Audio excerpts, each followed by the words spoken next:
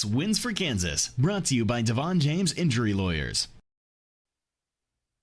Welcome back, everyone. Preserving an incredible piece of aviation history.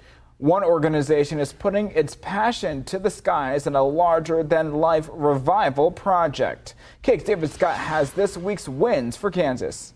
The airplane was delivered to the customer on October 13, 1964. Rick Rowe is talking about serial number 23-003, one of the first planes to roll out of Wichita's Learjet facility. In late February, almost 60 years later, it made its return. We have the fuselage and the wing. A team from the foundation went down to Florida, where it sat outside for 11 years, and disassembled it and brought it back to Wichita. The classic Learjet Foundation will now attempt to bring the plane back to life, but how long it will take is still up in the air. The team went down and inspected the airplane and deemed it a viable candidate for restoration, but we really don't know the entire depth of that restoration until we get into it. The first priority will be to overhaul the engines. Then there's finding a permanent home for the plane.